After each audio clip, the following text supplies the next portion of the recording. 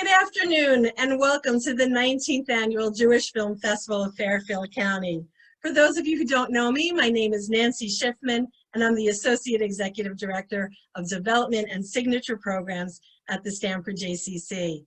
The Jewish Film Festival of Fairfield County has a long history of bringing current award-winning films to the Fairfield County community and beyond, addressing Jewish themes like relationships, values, Israeli society and culture, timely topics, and so much more. When it became clear that convening in person would not likely be an option for this season, we quickly pivoted to a virtual festival.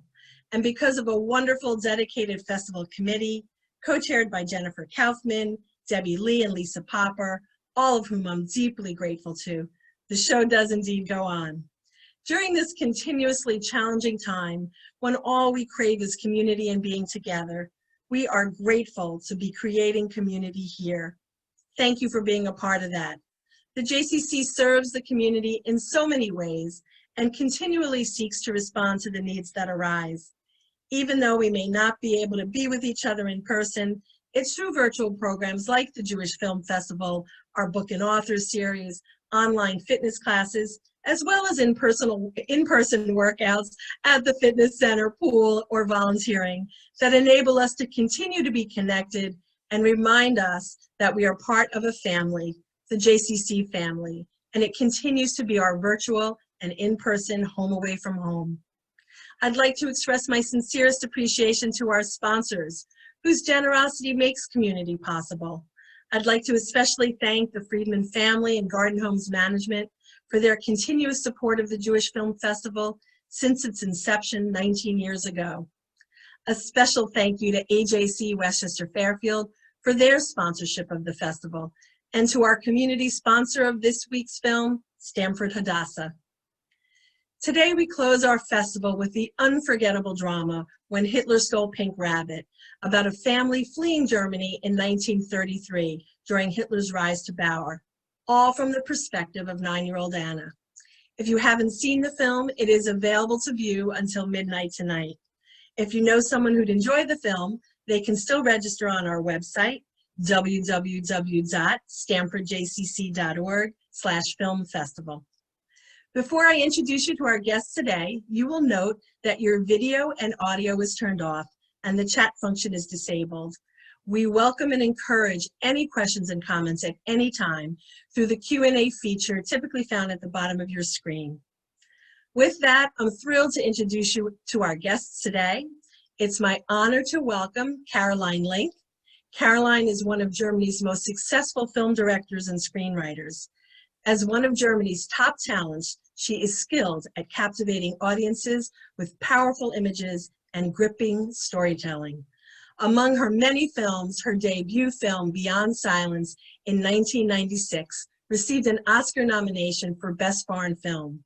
Her third feature film, Nowhere in Africa, in 2001, received the Academy Award for Best Foreign Language Film, as well as 5 German film prizes, including Best Feature Film.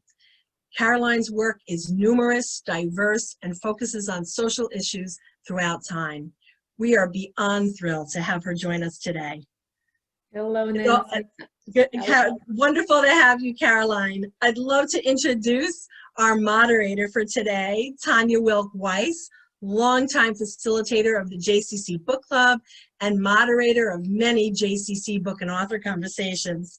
Tanya is a multi-Emmy award-winning documentary producer at Alan Weiss Productions. She changed careers to work in the not-for-profit world and is currently the executive director of the Cancer Support Team in Purchase, New York. Previously, she was case manager with the Claims Conference Holocaust Survivor Program at Westchester Jewish Community Services, events manager at UJA-JCC of Greenwich, and past president of Sinai Free Synagogue in Mount Vernon, New York. Tanya received the Westchester Jewish Council's Julian Y. Bernstein Distinguished Service Award in 2017. Ladies and gentlemen, as you can see, what a wonderful panel here with Caroline Link and Tanya Wilk-Weiss. We are absolutely thrilled to have you join us today. We're going to have a wonderful conversation. Again, if you have any questions or comments, please feel free to use the Q&A feature. And Tanya, I'm going to hand the floor over to you. Thank you, Nancy, and Thank welcome, Caroline. So let's jump right in. The movie, as we all know, is based on the somewhat autobiographical book about the writer and illustrator Judith Kerr. What made you choose this particular material to turn into a movie? Tanya, I read the book, I think 1975, when I was 11 years old. And Judith Kerr wrote it in English when she was, I think 1971, when she was in her late 40s or 50s. And we had to read the book at school. It was mandatory to read. And we were all a little bit scared of the material because we were still children. I was 10, 11 years old, and we were scared because the subject matter seemed very dark and depressing, and we were a little bit afraid that that book might shock us. And then I remember as a little girl, I was very grateful to Judith Kerr that I didn't have to be afraid of the book, that the story was, even though it didn't play the whole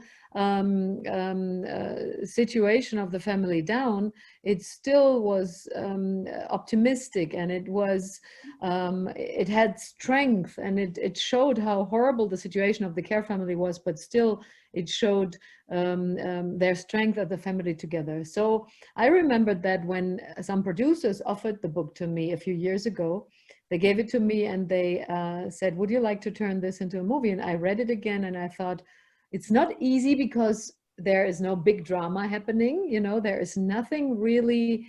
It's very internal. I mean, it's a very internal story. Internal. And I thought that is what makes it so unique and so interesting also for me as a screenwriter then to make a screenplay out of that novel. And I thought this is a wonderful story. It moved me as a little girl, and I will try to make that a movie that moves the audience. Well, it certainly moved me, no question about it. So it's been described as seeing the rise of Nazi Germany through the eyes of a child.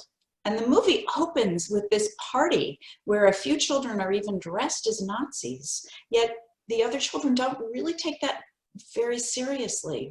Why does the movie begin like this? This is an invention of me as a screenwriter. It's not in the novel like this from Judith Kerr, but we have something called Fasching in Germany.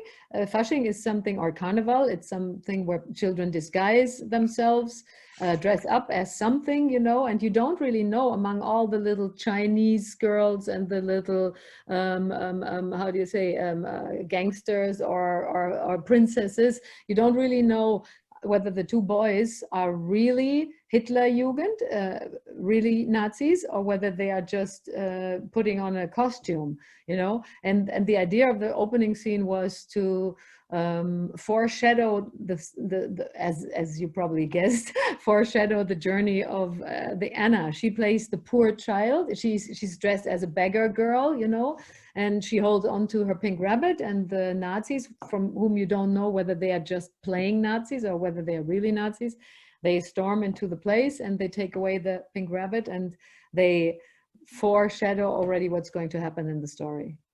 So you're right, the movie has a sort of lightness about it, even though it's a really heavy topic, because Anna is such a special child, and this particular actress was able to portray that. She gives a lightness to it. How did you find this remarkable actress?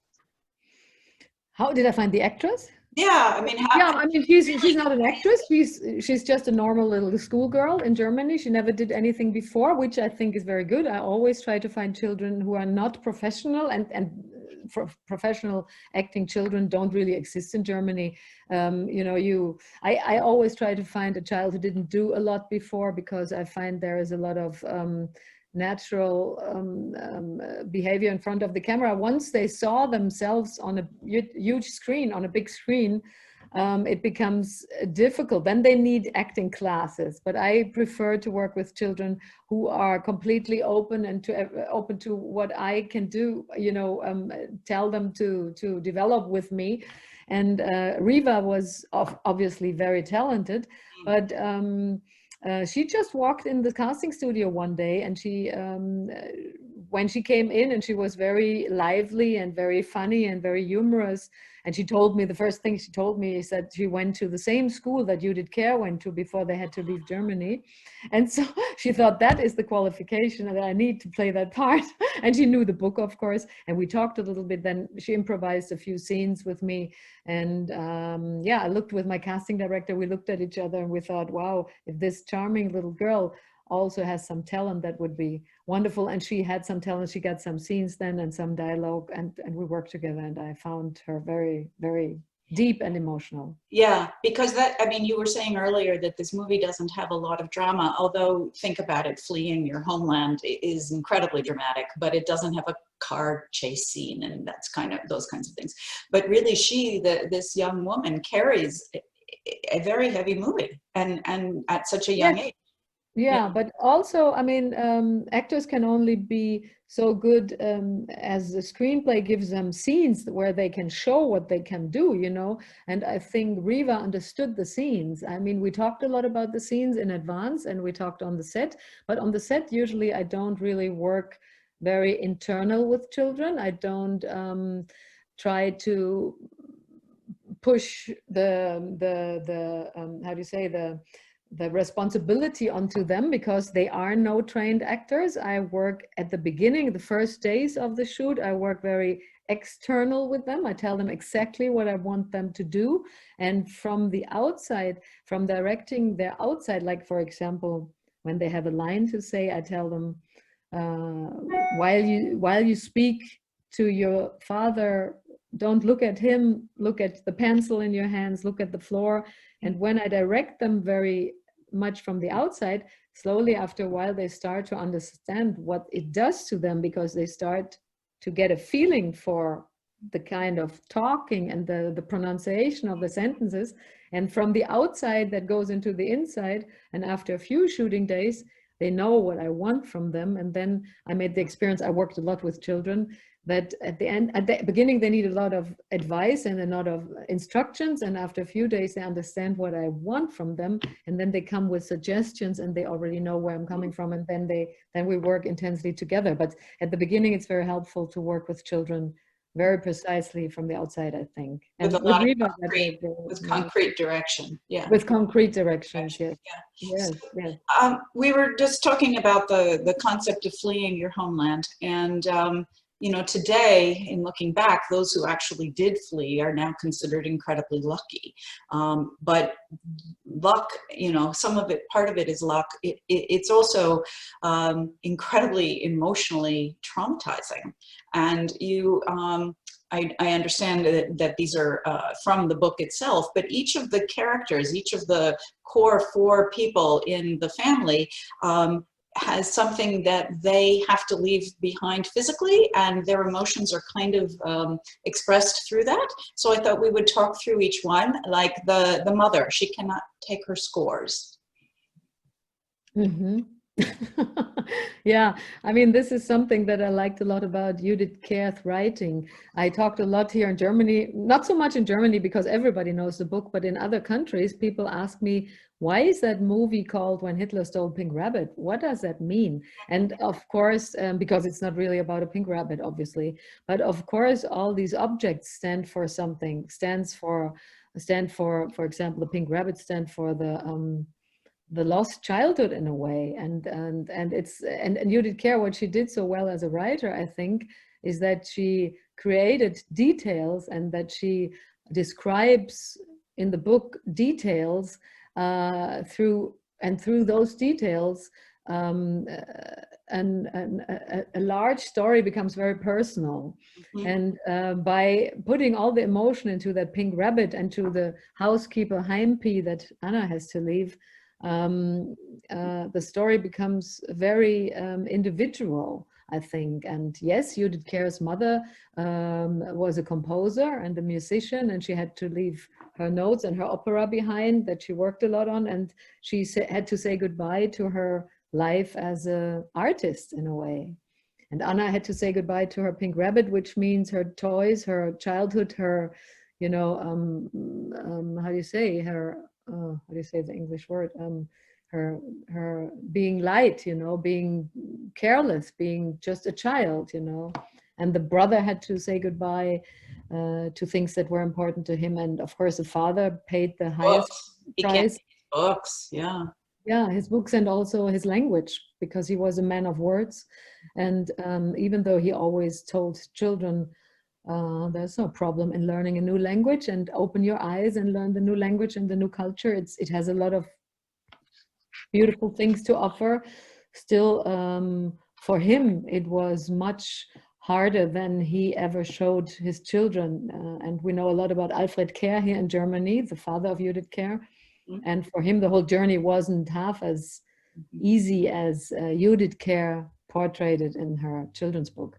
Yeah, of course. So at first you get the sense that both Anna and Max don't quite get it when they have to go to Switzerland. They seem to feel like this is like a holiday a little bit, yet they're going to school, and very slowly I think they come to realize that no, they're not going to be going back to Berlin.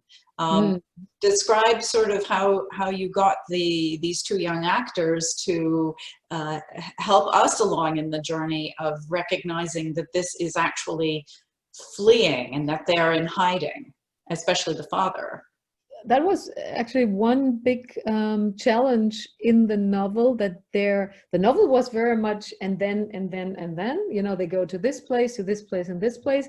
And I always had the feeling some red thread is missing, and we have to invent a little something to pull the viewer of the movie through the story. And I always thought that red thread could be that calendar that we made up, you know, where Anna crosses the days until they go back home. And I think one very emotional inner conflict for Anna is that she has to realize very slowly, step by step, that she can throw that calendar away, because she's never ever going to go back home. And to realize that and to understand that home is lost is one development that she has to make. And even though at the end of the movie she's kind of looking forward to going to London, she still throws away her calendar and is still very mature, because she understands that she finally really lost home, and that is very, very, very sad. So I didn't want a happy end for that movie. I wanted a sad ending. You know, but I mean, we're jumping ahead, but the feeling of openness and freedom and being on that ship at the end, I thought that was rather hopeful. Personally, I thought it felt very joyous. But well, they don't have a choice, you know, yeah, and that is what Judith Kerr told me in some telephone calls that we had together, that she always said that her father, especially, also her parents, but also her father, that they managed to keep all the serious worries and the existential threat away from the children, and that she was very grateful for the father, that he always pointed out the positive, and the even a sentence like you know, maybe we will never be at home anywhere, but maybe we're a little bit at home in many different places on the world. That has something very, very sad in it, but it is also a very brave and optimistic view of that journey. I mean, they also left at a time, I mean, they didn't ever, as I understand it, have to wear yellow stars. I mean, they left because they knew that Alfred was going to be arrested, and therefore they got out as fast as they could. But they had the foresight and the money. I mean, let's recognize the fortune that ability, I don't mean money so much, to be able to understand that this is the moment, and we absolutely have to take this moment to get out. What's also interesting, and you show this so well, is that they come from extraordinary wealth, a beautiful home in in Berlin, and then they're living in this tiny little atelier in Paris, and they can either afford a light bulb or a meal, and how the father tries to make life feel normal even through just subtle little things like taking his son for the meal or buying that pastry for his wife, to sort of make them for that one moment feel like life is normal and we're not worried about everything from education to where the next meal will come from, to the clothing, to the rent, etc. Hmm. Yeah, what is the question? Just Yeah. so were some of these things real from the book, or were these moments that you decided to take liberty to convey? What was very important, I think, to me is that I portray Alfred Kerr, Judith's father, as somebody who took very well care of his family and who always felt very responsible that that the family holds together, you know, and he did everything he can, even though I think Judith Kerr as being you know, already, as I said, almost 50 when she wrote the book, I think she remembered the time in a very, very positive light, you know. And I think after reading a biography about Alfred Kerr from Deborah Vita Englander, we know that he was much more worried, much more angry and disappointed, and also that he felt very humiliated in that situation. So I don't really believe that every day the father managed to be as positive as he is portrayed in the book and also a little bit in my movies. I tried to put a little bit, I take a little bit inside of the story, the information that I read in the biography of him. Like I have that scene where he types on his typewriter letters to friends in Germany, where he says how disappointed he is that nobody comes to help and nobody supports the family. In the children's book from Judith Kerr, that is not in there. So I tried, after talking to Judith, I tried to make a good combination of the reality and create a three-dimensional father figure, you know, who has worries too and concerns, and at the same time I didn't want to hurt the positivity that she remembers so well and that she's so grateful to, that her father was like that. So that brings up two questions. One is the relationship with the real Judith Kerr and how, you know, important that interaction you had with her before she passed. And the other question, and we'll go to whichever one you want to address, did the parents, were they able to continue their careers? And this is a question from our audience, by the way.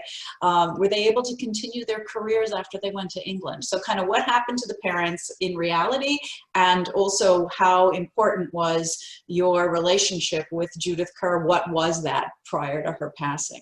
Go ahead.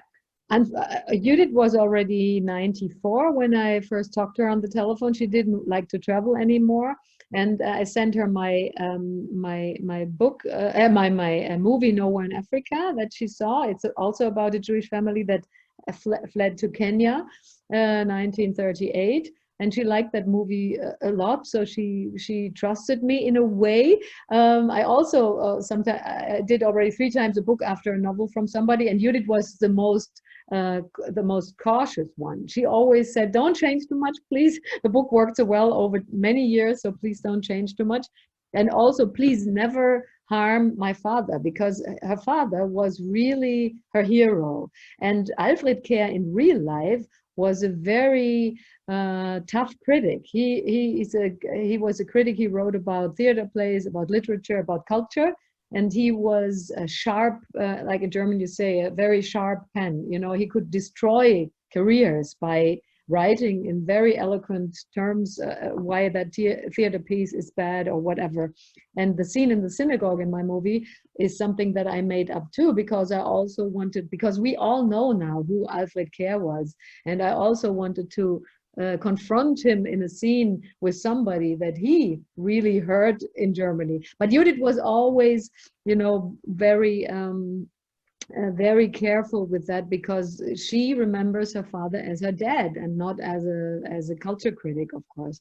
So I talked with her a lot about things like that. And I think Alfred Kerr in my movie is still a very wonderful father and wonderful, intelligent man. And, you know, of course, when you're intelligent and critical, then you don't only have friends. So that was important to me, and we always talked about that. And I was, I couldn't wait to show the movie to Judith. And when I was standing in the dubbing, in the sound studio with my little actress, Riva, we received the message that Judith Kerr passed away, and that was it was really like 10 days before we were ready to show the movie to her. It was So very she sad. never saw any of the movie. She never saw She even. saw pictures of Riva and some pictures, but only pictures. And she didn't want to see more. She was working on her last children's book, and she didn't want to see more. She always said, I see it when it's done. And now we showed it to her children. She has 2 children, and Tacy and Matthew, and they both liked it a lot. I'm glad. I'm very happy, because that was exciting for me that they would like it. And yeah, but with Judith, I only spoke on the telephone. Yeah. And what did happen with her parents? Were they able to pick up their lives again in England, or They were both. No, Alfred Kerr was quite old already. He was, I think, when they left Berlin, he was already 60 or something like that. So I think he worked in England, and he sold that screenplay that he did about Napoleon, but the movie was never made. But he also wrote, after the war, he wrote about German literature and German theater from London, and he traveled to Germany again. But his wife, Julia, never really had a career in music, no. And did Judith Kerr go back to Germany ever? Did she go back and visit, or have? Yes, there's also an award for critics in Germany. That's the Alfred Kerr Prize, and she founded that award together with her children. And but she felt she became British. She took on the British citizenship, and she visited Berlin a few times, but she didn't want to live there anymore in Germany, no. And did any of them continue to observe being Jewish? Because you get a feeling that Alfred Kerr wasn't in any way really observant. If anything, he was agnostic. Did any of the family continue that tradition?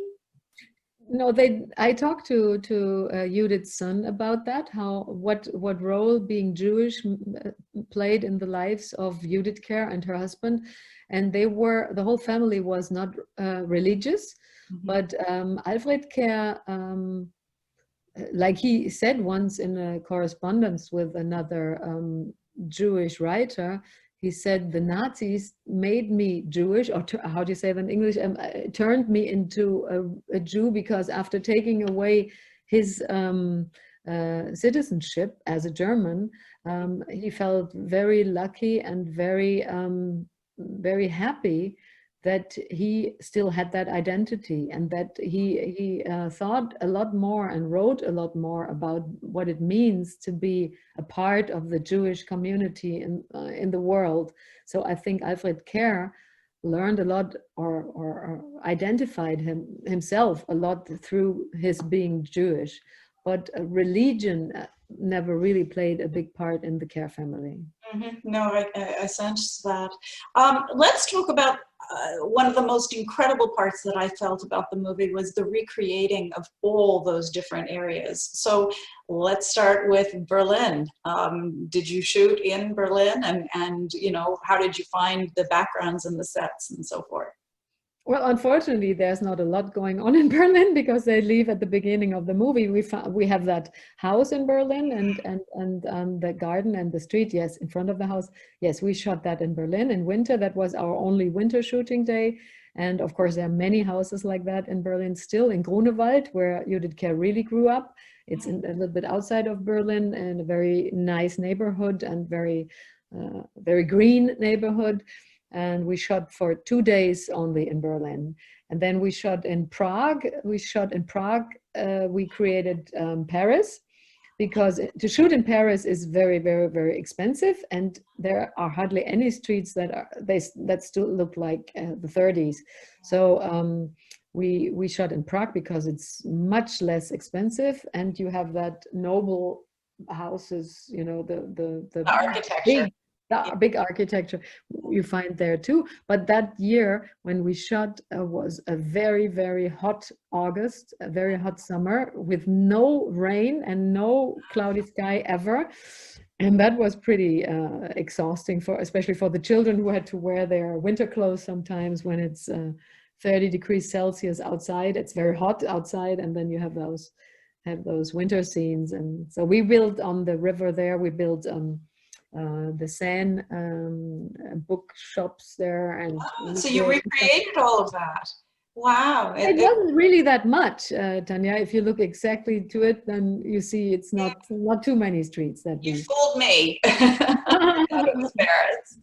So, With German movies, you always have limitations because of money, of course. of course, and the farm village in Switzerland? Yeah, Switzerland, we shot in Switzerland. That was very nice. We had a Swiss co-producer, so we could afford to shoot in Switzerland, which is an extremely expensive country too. But we had those beautiful two villages, Zoglio and Bondo. And there, everything looks like 100 years ago. It's Wow. beautiful. You have the little little narrow paths, and yeah, we were able to shoot there, which was a joy, because the landscapes, the mountains are just so incredible. And Breathtaking. even though I'm coming from Bavaria and we have mountains here too, but that views and those landscapes are very, very special. So give me an idea of the timeline from the time that you decide, yes, I'm going to take this material and turn it into a movie. Give me the steps of, you write it, you location scout, you figure out the shoot schedule. Like, is it 3 years? Is it 5 years? Is it 1 year? Like, give us all a sense of how this comes about.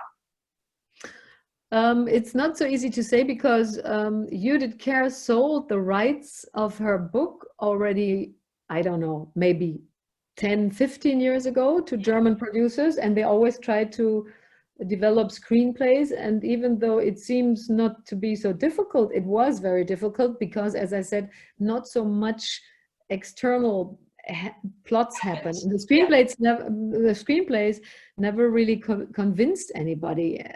Good, they were not suspenseful or whatever, inner suspenseful enough to get all the money together. And the producers gave it to me about I think now 5 years ago, 4 years ago. And then another screenplay writer, Anna Brüggemann, she started writing the screenplay, and we talked a lot about it. And when I was done with another movie that I was making, I took the screenplay over, and then I worked on the screenplay and wrote the director's version in a way. And yeah, like little things like that calendar that Anna is counting the days until she can go back home, until she realizes she will never go back home. Little things like that were extremely important for that screenplay, because the screenplay was always falling apart a little bit, especially when they moved to France. People always said, oh, now it starts all over again, and again and again. So you had to find ways to emotionally hold it all together. So I mean, how long did you shoot for? Was it 3 a months. year? I shot 3 months. 3 months. That's so fast. Wow. Amazing. No, that's not so fast. I think we had 50 shooting days. Okay. 50 shooting days, and that's a lot. I mean, did you have multiple crews? Like, you pick up crews in each country, or did you take the same? I know you've worked with your cinematographer Bella. Yes. Yes. Have you worked with her before, and did she go with you to each country? Yes, you would not change the cinematographer in the middle of a process, but of course we had sometimes a change of lighting helpers and some people, set location managers. We changed because they knew that, the situation in Prague, and they knew in Switzerland what they are doing, where we have to go to get this and that. But the artistic main crew stayed always the same. These are people that I worked many times before with, and so the how do you say, the artistic director, the cinematographer, and also the costume designer and the makeup lady, they are all friends of mine with whom I did many movies. So what is the feeling about shooting something like this for a person born after the war and who read the book as a child, emotionally? How does it make you feel as someone who's from Germany? I was always, in Germany, we talk very much about that time. When I was in school, like I said, when I was a young girl, we read books like that book.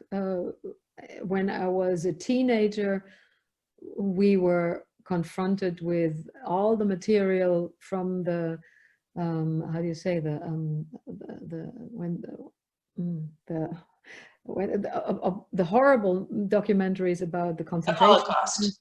the concentration camps, the open, no, not the opening, but the freeing of the concentration camps, the rest, when the Americans and the Russians opened the concentration camps. We saw all these horrible materials, and I was shocked as a young person what happened not long ago in our country. My grandparents, you know, they were the ones, so to say, from their age, that generation was the ones who was directly involved in that time. So of course, it opened many questions in all the families always, which is very difficult because, of course, not everybody wants to talk about the times. It's very complicated, but there have been many movies for television and the movies, theaters for feature films about the Second World War, about that dark chapter of our German history. And you have to be careful that this doesn't become, I say the word, you know, boring for young people, because young people today, they don't want to see the same again and again and again. And you can drive them away by showing the same kind of horrible nightmare stories. So I was always thinking, after that I did Nowhere in Africa, I was thinking, what can I do again as a movie maker about that time that is not repeating the same old narrative, you know? Of course, we know who were the good and the bad, but you cannot always say the same story. So I liked that book so much. I love the book from Judith Kerr so much because it was told from a very unusual perspective. When I talked to Judith on the telephone, she always told me, and you know what, Caroline, that those 3-4 years of our journey were the most beautiful years of my life. And I always thought, oh my God, Judith, if I wrote that in an article or in a screenplay, everybody would, you know, hit that around my face and say, how can you say that? It is still fleeing, it is still losing home, it is still a painful process. But Judith Kerr said in that time, I, as a little girl, was so close with my family. I never felt that closeness and that being together, you know, with my family anymore afterwards. And that was what made it, and my parents, and especially my father, made that whole journey for us children like a big adventure. Well, you said that earlier. I mean, that he worked hard to keep from them the incredible terror, really, that was occurring around them. The poverty, the existential threat, you know, of course. And no question. Yeah, but she said, and her brother obviously said the same thing, that these years were years of adventure, and I don't know if she remembered it a little bit too much in the golden light, you know, maybe it's not 100% the truth, but that's the way she wanted to remember it, you know. So I thought this is very unique and very, very special. And underneath all that optimism, of course, there's a huge sadness, and it did something to her and her brother, and also to her children, who still have a very difficult relationship to Germany and to the history of their mother. So that challenged me to talk about that. That was for me interesting. Yeah, of course. I mean, so I think that there's no question that they would have a difficult relationship with Germany. That Germany kicked them out, you know, and another question from our group is the book still read in Germany today? Yes, it's still a bestseller. Everybody knows it. Young children cool. Is it a requirement like it was when you were a child? Is it required? No. There are other books now, younger books, you know, that they read in school. There are some very good ones for children. There are more books for children now. In the 70s, that was the only book that was there for children under a certain age. I think now they have many stories of of children in that situation that the reader can identify with. And but in my childhood, there was only the Pink Rabbit. Mm. So another person is saying that she loved, or he, I don't know, loved the touches of how Anna says goodbye to everything as she's leaving to find her new home. You want to comment on that?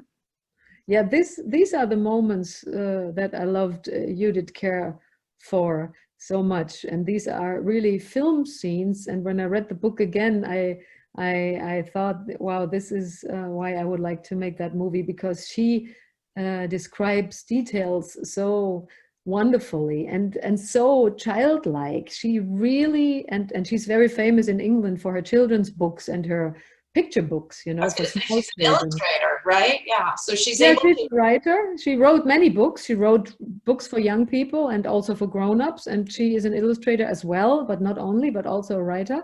But she's also an illustrator, and she has she knows that you can only reach the hearts by describing unique details of characters and going very much into the specific detail of a person, I think. And she, I used a lot of quotations and dialogues of her novel in the film too, because they were so unique. Like also when Anna says, I think this is part of my difficult childhood because I want to become famous, and every famous person has a difficult childhood. So my childhood has finally become difficult. Yes. You know, that is so, I mean, that's so wonderful. Yeah. It's hard to make that up. I think because she does draw and is an illustrator, she draws those pictures visually through her writing. You know, I think Yes. that's Yes. what you're describing. Yeah. Yeah, that's interesting. Yeah, that's maybe true. Yes. So, so what's next for you? Do you have an idea of your next project? Do you want to share anything at the moment? I'm writing. I'm writing on a TV series, really, and that is right now. That's quite good because Corona takes it seems like forever. So I have a lot of time to write, and this is something you can do with being in lockdown, Corona. So I'm glad I'm busy with that, and that is great that I don't have to shoot a movie at the moment because in Germany as well as in the United States, I guess it's very difficult right now to work outside. No question. How do you choose material? So for instance, please God, we're all not going to be in lockdown forever. So are you starting to look at material that you would want to be shooting in, say, the end of 2021 or 22? How do you pick something? What I'm writing at the moment, I plan to shoot next year. Yes, of course, I'm writing a screenplay for a movie that I want to do next year. And I'm always looking for characters I'm interested in. I'm not looking for stories, I'm looking for characters. And I love relationships and what one person brings out in another person. So the first interest of me is always who is there on the screen, who is there, and what's his challenge or her challenge, and who is he talking to? What's his opposite, you know? Mm-hmm. So the relationship between Anna and her father moved me a lot because he took her so serious. And after talking to Judith Kerr, I realized, yeah, this is really a love story between them, and that moved me. I think her daughter is a writer as well. Is that not correct?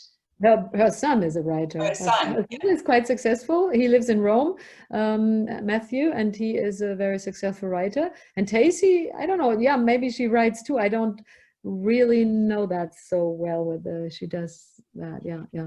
So you have won in the Best Foreign Film category for the Oscars in the past. Any buzz about this movie being nominated?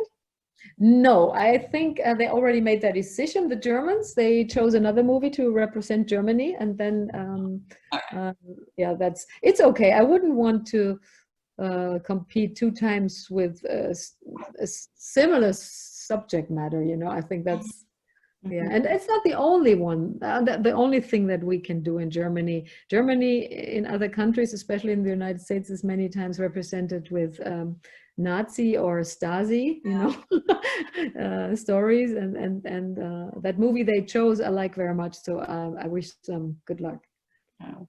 Any last comments before I invite Nancy back to join us? No, I'm glad that that movie gets attention in the United States and that people seem to to appreciate it. And yeah, I'm glad that I'm able to talk to you and that I had the chance to show it.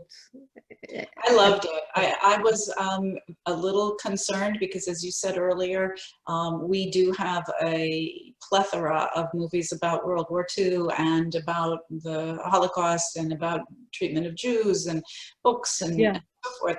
And, you know, when you read that, you go, oh, Lord, again. And yet I was so captivated, and my husband watched it with me, and we both were like, oh, wow, this is just beautiful. So I thank you. And I think it's a really heartfelt way of looking at a very difficult topic. And so Thank you so much.